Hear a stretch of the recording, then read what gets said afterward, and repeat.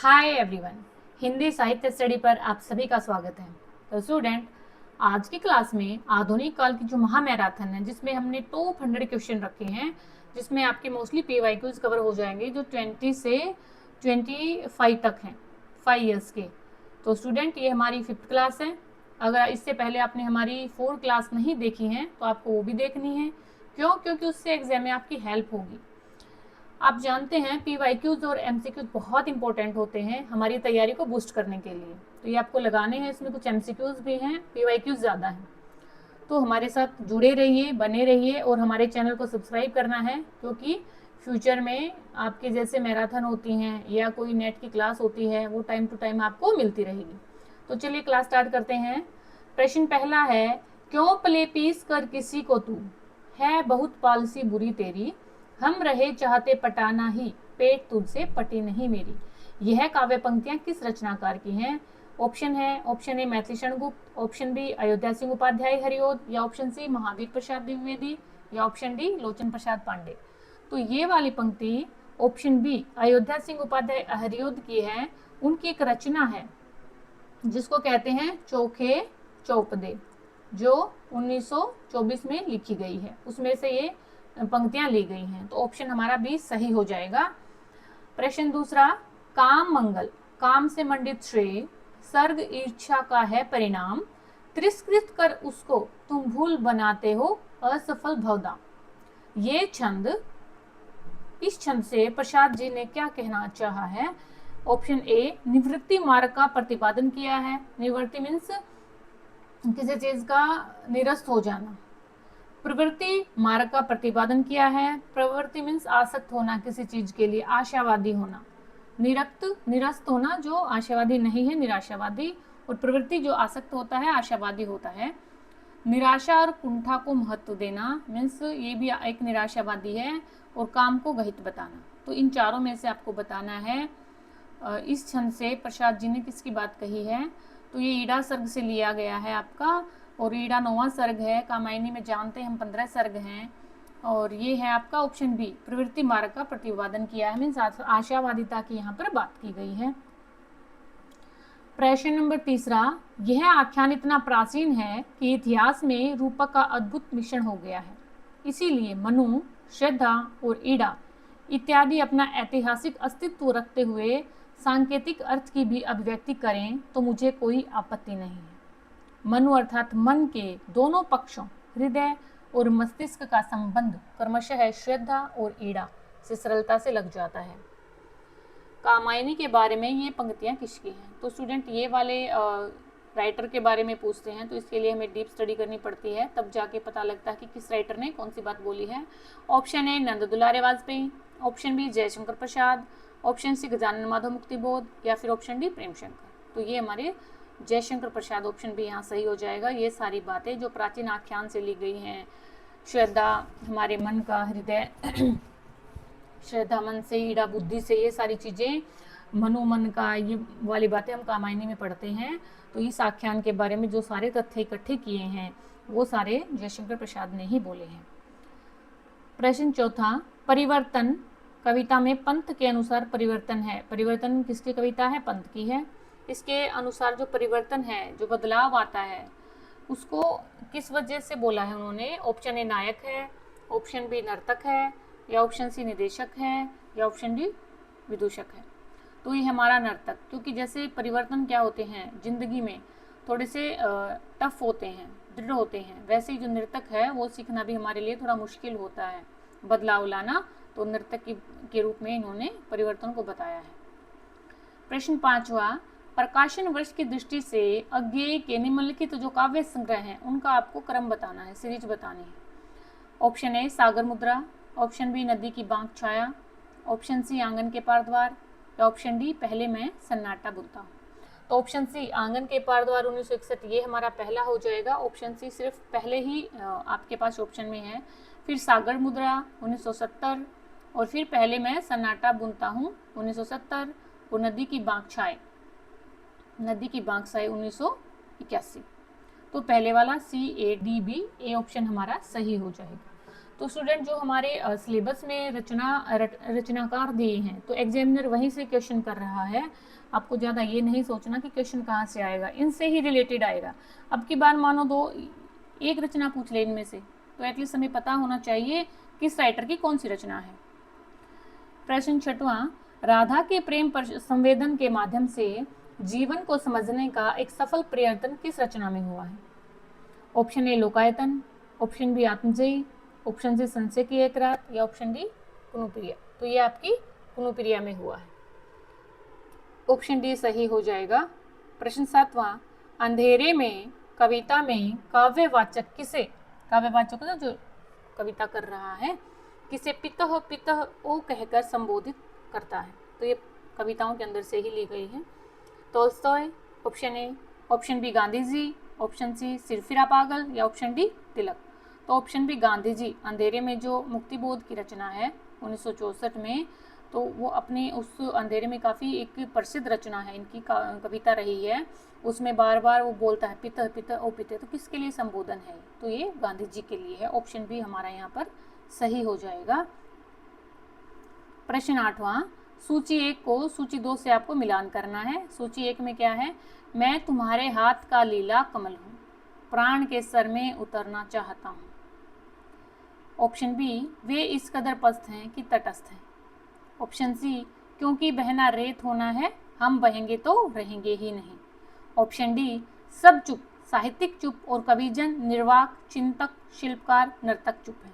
यहाँ पर आपको राइटर दिए गए हैं। ऑप्शन ए में धूमिल है, बी में मुक्तिबोध है, सी में रामधारी है सॉरी, डी में अज्ञेय है। तो आपको बताना है ये वाली जो लाइन है किस रचनाकार की है। तो मैं तुम्हारे हाथ का लीला कमल हूँ, ये हमारा किसका हो जाएगा? रामधारी सिंह दिनकर का, ऑप्शन सी। फिर हमारा वे इस कदर पस्त हैं कि तटस्थ हैं, सुदामा पांडे धूमिल की है ये वाली लाइन। क्योंकि बहना रेत होना है, ये वाली लाइन हमारी बहते कौन है? अज्ञेय जी। सब चुप, साहित्यिक चुप और कविजन निर्वाक चिंतन, ये कौन बच गए हमारे लास्ट में? मुक्तिबोध, गजानन माधव मुक्तिबोध। तो पहले का तीसरा, दूसरे का पहला, सिर्फ हमारे पास बी ऑप्शन में है। तो ये सारी पंक्तियां हैं, थोड़ी डीप वाली हैं ये, इनको ध्यान से पढ़ के जाना आप। प्रश्न 9वां, प्रिय प्रवास किस छंद में रची गई है? ऑप्शन ए इंद्रवज्रा, ऑप्शन बी द्रुत विलंबित, ऑप्शन सी शार्दुल विक्रीडित, ऑप्शन 4 कनक मंजरी, या ऑप्शन 5 मंदाक्रांता। तो ये हमारे 2 द्रुत विलंबित में है और शार्दुल विक्रीडित है इसमें, और हमारा मंदाक्रांता है। 2, 3, 5, 2, 3, 5 ऑप्शन बी में, ऑप्शन बी हमारा सही हो जाएगा। प्रिय प्रवास हिंदी का पहला महाकाव्य है, अयोध्या सिंह उपाध्याय हरिऔध का है, 1914 में लिखा गया है। तो इसमें जो छंद है उनकी ये बात है, जिसमें द्रुत विलंबित, शार्दुल विक्रीडित और मंदाक्रांता छंद की बात की गई है। प्रश्न 10वां, कामायनी के सर्गों को पहले के बाद के क्रम में लगाइए। देखिए स्टूडेंट, ये सर्ग हैं, काफ़ी इंपॉर्टेंट है, बहुत बार रिपीटेड यहाँ से क्वेश्चन बन रहे हैं। तो आपको 15 के 15 सर्ग टिप्स पर होने चाहिए, ये ना। चिंता, आशा, श्रद्धा, काम, वासना, लज्जा, कर्म, ईर्ष्या, ईड़ा, संघर्ष, स्वप्न, स्वप्न संघर्ष आएगा, निर्वेद, रहस्य, आनंद। 2, 4, 6, 7, 8, 9 का तो सही है हमारे पास। स्वप्न 10 है, संघर्ष 11, निर्वेद, रहस्य, आनंद, और एक और रह गया कौन सा, वो आप बताइएगा, पढ़ करके देखिएगा कहाँ मुझसे स्किप हो गया वो वाला। श्रद्धा, काम, लज्जा, तो इसके पहले से बाद में चिंता, आशा, श्रद्धा, काम, काम है ना, हाँ, वासना। तो देखिए ये तो 9वां है, चिंता, आशा, श्रद्धा, काम, दूसरे वाला काम, चिंता, आशा, श्रद्धा, काम, वासना, लज्जा, चिंता, आशा, श्रद्धा, काम, वासना, लज्जा, कर्म, ईर्ष्या। ये देखिए आगे पीछे हो गया, 1, 2, 3, 4, 5 आगे पीछे हैं ये करने के लिए, लेकिन जब आपको सीरीज पता है तो ये शायद मुझसे बनाने में ही ये टेक्निकल हुआ है। तो यहाँ पे सबसे पहले आएगी आपकी फिफ्थ का है श्रद्धा, चिंता, आशा, श्रद्धा, यह है ना श्रद्धा, तो ये वाला पहला आएगा आपका। तो पांचवे वाला है यहाँ पे। फिर आपका दूसरे में क्या है आपके काम, ये है ना काम, श्रद्धा काम, चिंता, आशा, श्रद्धा, काम, वासना, लज्जा, ये देखिए ये तीसरा आ जाएगा आपका। तो 5 3। फिर है कर्म, इसके बाद देखिए श्रद्धा, काम, लज्जा, कर्म, ईर्ष्या, ईड़ा आपका फिर ये पांचवा आ जाएगा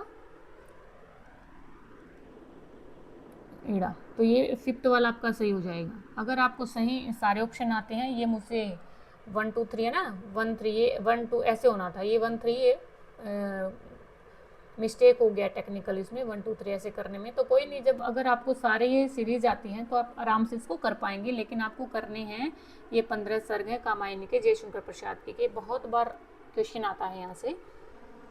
प्रश्न 11वां, अन्याय जिधर है उधर शक्ति, राम की शक्ति पूजा का यह संवाद किसने किससे कहा है। राम की शक्ति पूजा आपकी निराला की है 1936 में। तो यहाँ पे राम ने विभीषण से कहा है, राम ने सुग्रीव से कहा है, राम ने हनुमान से कहा है, या राम ने लक्ष्मण से कहा है। तो अन्याय जिधर है उधर शक्ति, ये बात राम ने विभीषण से बोली है। ऑप्शन ए यहाँ पर सही हो जाएगा। प्रश्न 12वां, भारतेंदु युगीन कविता के निम्नलिखित कथनों पर आपको विचार करना है। कथन है, भारतेंदु हरिश्चंद्र ने अन्न नाम से उर्दू में कविताएं लिखी। दशरथ विलाप और फूलों का गुच्छा खड़ी बोली में रचित है। जगमोहन सिंह कानपुर के रंगमंच और वहां की संस्था रसिक समाज से जुड़े थे। गीत गोविंदानंद और वर्षा विनोद भारतेंदु हरिश्चंद्र की रचना है। भारतेंदु हरिश्चंद्र ने प्रातः समीरण कविता में बंगला के प्यार छंद का प्रयोग किया है। तो ये दशरथ विलाप और फूलों का गुच्छा बोली खड़ी बोली में है, बिल्कुल सही है।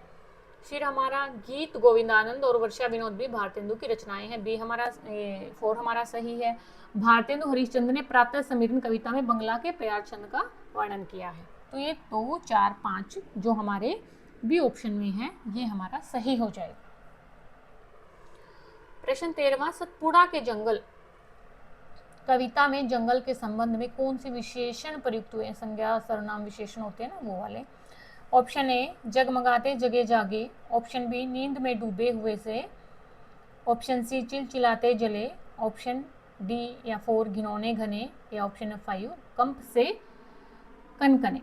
तो यहाँ पर हमारे नींद में डूबे हुए हैं, जब आप कविता को पढ़ोगे तो आपको पता लगेगा। घिनौने घने हैं या फिर कंप से कनकने। तो दूसरा, चौथा और पांचवा जो हमारे डी ऑप्शन में है ये हमारा सही हो जाएगा। प्रश्न 14वां, सूची 1 को सूची 2 से सम्मिलित करना है। सूची 1 में रचना है और सूची 2 में रचनाकार है। अकाल में सारस नरेश मेहता, वन पाखी सुनो धर्मवीर भारती, ठंडा लोहा बहुत इंपॉर्टेंट है, ये पूछा जाता है, लीलाधर जगूड़ी, और बची हुई पृथ्वी केदारनाथ सिंह। तो ये देखिए अकाल में सारस किसकी है, केदारनाथ सिंह की। ये भी बहुत बार रिपीट हो चुकी है ये वाली रचना, ध्यान में रखनी है आपको। वन पाखी सुनो नरेश मेहता, ठंडा लोहा धर्मवीर भारती, काफ़ी बार एग्जाम में पूछा गया, आपको ध्यान रखना है। बची हुई पृथ्वी लीलाधर जगूड़ी की है ये। तो पहले का 4th है, देखिए 2 में है यहाँ पे। फिर वन पाखी सुनो 4 के बाद 1, फिर ठंडा लोहा धर्मवीर भारती 2, बची हुई पृथ्वी लीलाधर जगूड़ी की 3 है। तो ऑप्शन ए हमारा यहाँ पर सही हो जाएगा। प्रश्न 15वां है, भारत भारती के वर्तमान उप जो शीर्षक है उनका आपको वर्णन करना है। भारत भारती जानते हैं ना, गुप्त की है 1912 में। तो इसके शीर्षक बताने हैं, अंग्रेजों का राज, कृषि और कृषक, शिक्षा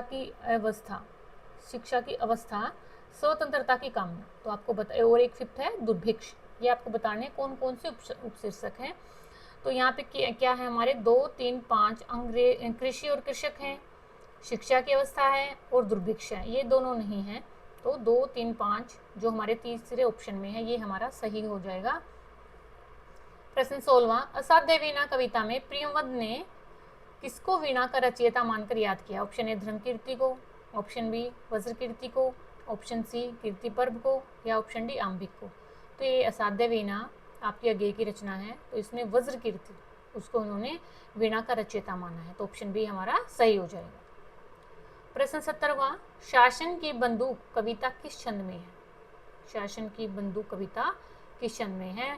ऑप्शन ए बरवे, ऑप्शन बी सोठा, ऑप्शन सी दोहा, या ऑप्शन डी उलाला। तो ये हमारा सी दोहा छंद में ये रचना रची गई है, आपको ध्यान में रखना है।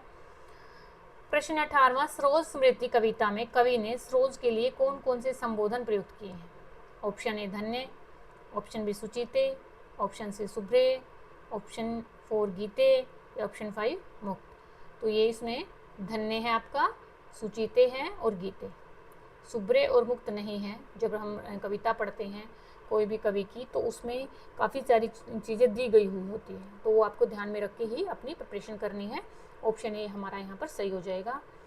प्रश्न 19वां, भूल गलती कविता में किन ऐतिहासिक व्यक्तियों का उल्लेख हुआ है? Option A Badayuni, option B Ibn Battuta, option C al Ghazali, option 4 इब्न सानी या ऑप्शन 5 अल-बरूनी।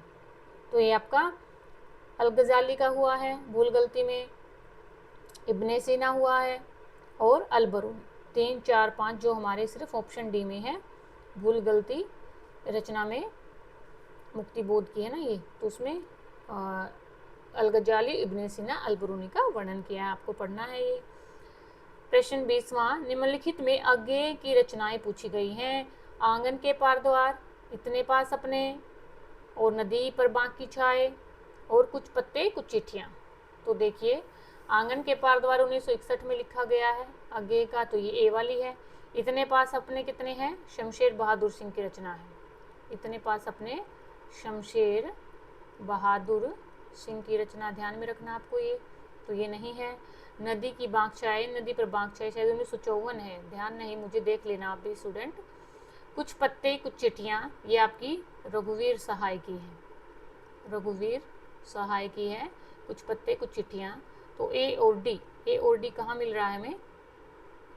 सॉरी ए और डी, कुछ पत्ते कुछ चिट्ठियाँ तो रघुवीर की है, ए और सी आएगा, ये नहीं है। नदी पर बांक छाए, नदी की बांक छाए, नदी पर बांक छाए, ए और सी जो हमारे सी ऑप्शन में है। ये अज्ञेय की रचना, जैसे अज्ञेय हैं, जयशंकर प्रसाद हैं, रामधारी सिंह दिनकर हैं, मुक्तिबोध हैं, निराला हैं, मैथिली शरण गुप्त हैं, अयोध्या सिंह उपाध्याय हरिओद हैं, जो आपके 10 से 12 राइटर्स हैं। यहाँ से हर साल क्वेश्चन आता है रचनाओं से, रचनाओं के प्रकाशन वर्ष से या इनके पंक्तियों से, रचनाओं के जो स्पेसिफिक रचनाएं दी गई हैं उनकी पंक्तियों को आगे पीछे लगाना। तो ये अपने आप में एक प्रैक्टिस करने पर डिपेंड है, क्योंकि बहुत सारा सिलेबस है, तो हम कैसे उसको करेंगे, तो ये विद इन 2-3 मंथ में हम कवर कर सकते हैं अगर हम पूरे डेडिकेटेड हैं किसी काम करने के लिए। तो स्टूडेंट ये थे आपके टॉप जो आधुनिक के 100 MCQ PYQs आपको ये लगाने हैं, और ये आपको 5 की 5 क्लास देखनी है, इनसे विजिट करना है। इससे एग्ज़ाम में आपको क्या मिलेगा? मोटिवेशन मिलेगा, और आपकी तैयारी इनको आप जांच सकोगे कि मैंने कैसे की है। ठीक है, तो ये आपको देखना है, पढ़ते रहना है, पढ़ते रहो, कोई नहीं, मंजिल सबको मिलेगी। अगर आपने ड्रीम देखा है, बड़ा वाला ड्रीम मीन्स कुछ अचीव करने का, तो डेफिनेटली आप उसे अचीव करोगे। वो चाहे धीरे कर सकोगे लेकिन आप करोगे। अगर आपने मन में बना लिया है तो आपने सारा सिलेबस पढ़ लिया, रिवाइज करना है, जितना हो उसकी उतना प्रैक्टिस करना है, क्योंकि लास्ट 1 वीक रह गया आपके पास। PYQ MCQ जहाँ से मिलते हैं लगाते रहिए, 10 सक्सेस आपको मिल ही जाएगी। तो डरना नहीं है, हंसते हंसते एग्जाम में जाना है, कोई प्रेशर नहीं लेना। जितना हमने पढ़ा है, जितना आप पढ़ रहे हो उसी से रिलेटेड आएगा। सोचो मुझे ही सबसे बेस्ट आता है, तो पढ़ते रहिए, आगे बढ़ते रहिए। Best wishes for your exam student, आप अच्छा करके आएंगे। धन्यवाद, मिलते हैं अगली क्लास में।